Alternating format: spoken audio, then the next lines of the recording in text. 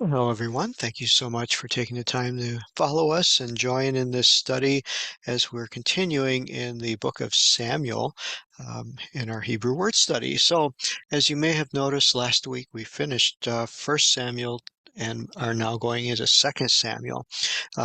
The division between 1st and 2nd Samuel didn't always exist. In fact, in the Jewish Bible of the Tanakh, it is normally one book. But in the Christian rendition of the Bible, it's separated into 1st Samuel and 2nd Samuel. So if you ever notice that, that is the reason why. And where they chose the break has to do with the death of Saul.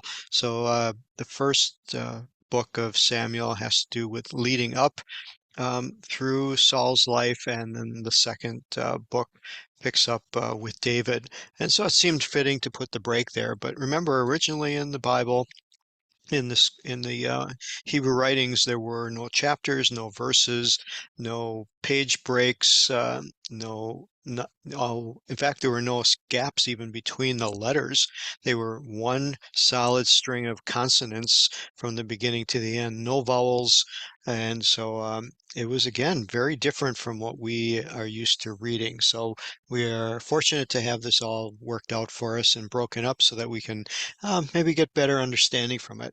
So we look at 2 Samuel chapter 1, and Saul has passed away, and it starts out that it came to pass after the death of Saul, David returned. Um, Remember previously there was a battle with the Amalekites, and he went back to his city Ziklag, which he reconquered. And he knew there was a battle, but he didn't know anything about it. He didn't know Saul was dead.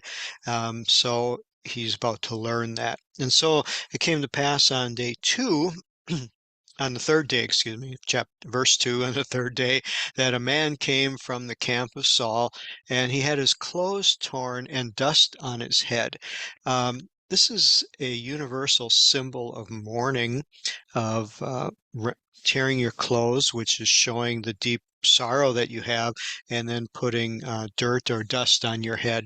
Kind of an interesting study if you ever wish to look at that to see where did it come from and what is the deep significance of it.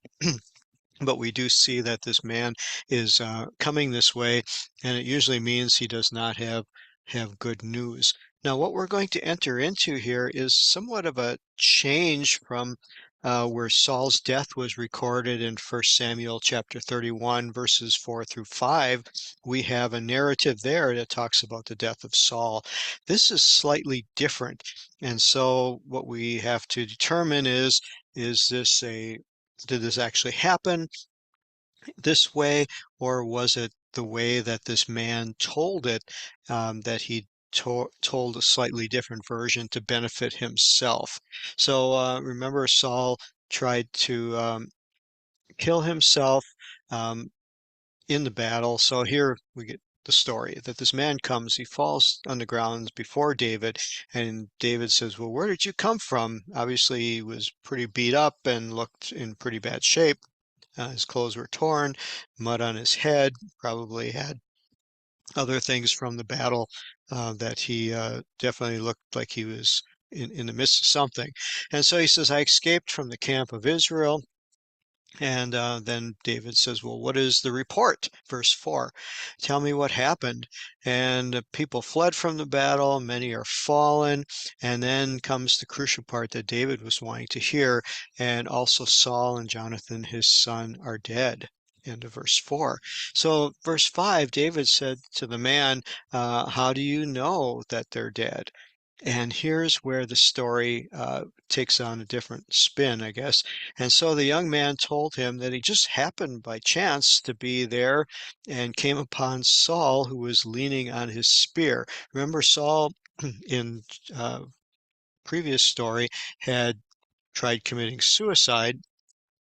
So what we take on it here is, did he succeed? Maybe he um, injured himself severely, and but he didn't complete it. But this is a strange story because Saul tried to commit suicide, but here this guy found him leaning on his spear, and of course the chariots and the horsemen from the enemy was pressing on him.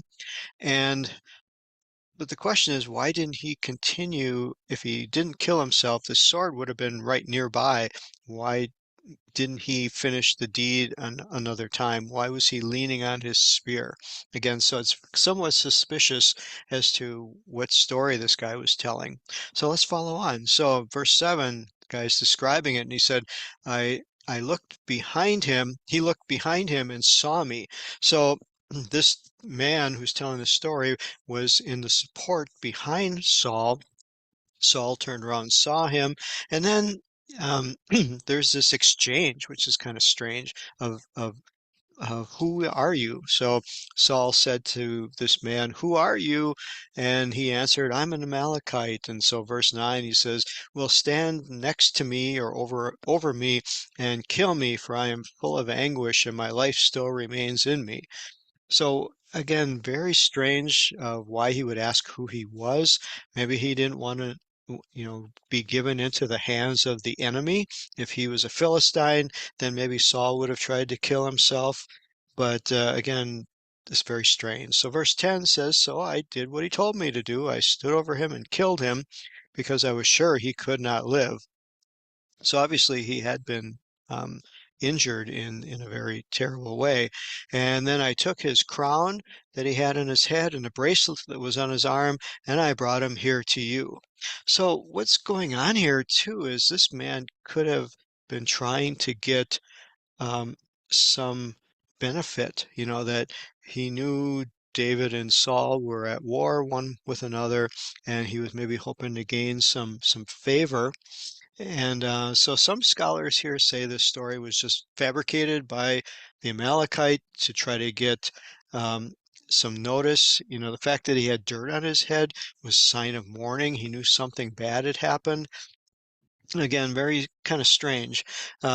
So when you get to verse 10, he knew what the meaning of the bracelet and the armband were, and I think he was just trying to seek a reward. He was trying to benefit himself.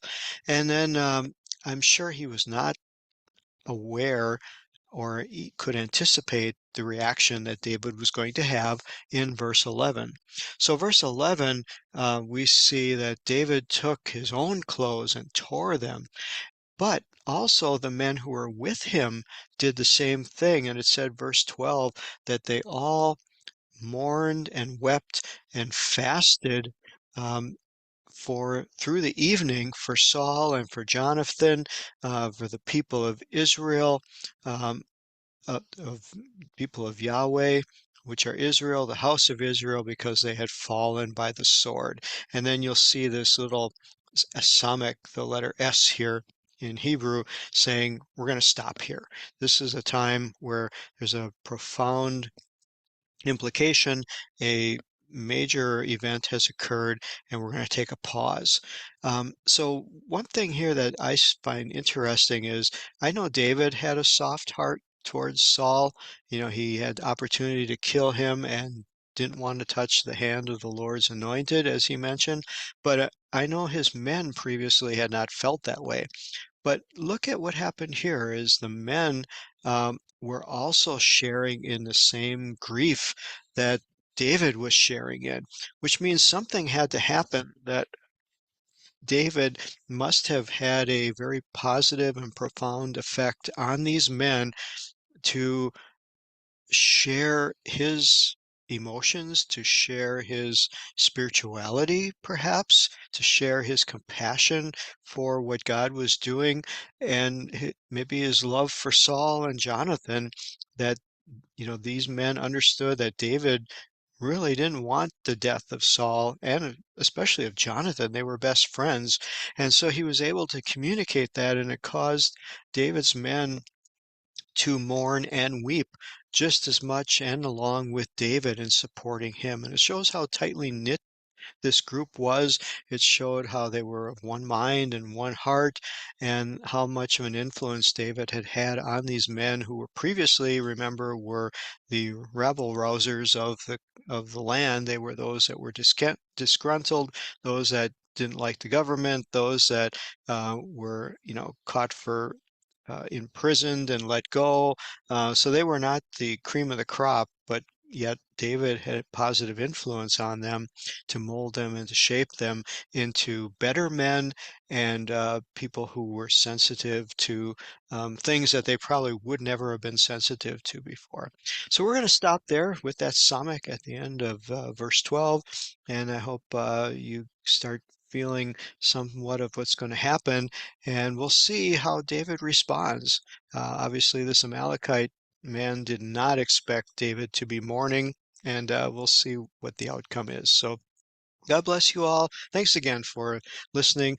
When you do see this video, there is a little button on the screen that says subscribe. If you are not a subscriber, I just invite you to do that. Then you'll get a notification as soon as I create the video rather than waiting for the email to come to you. But either way works fine.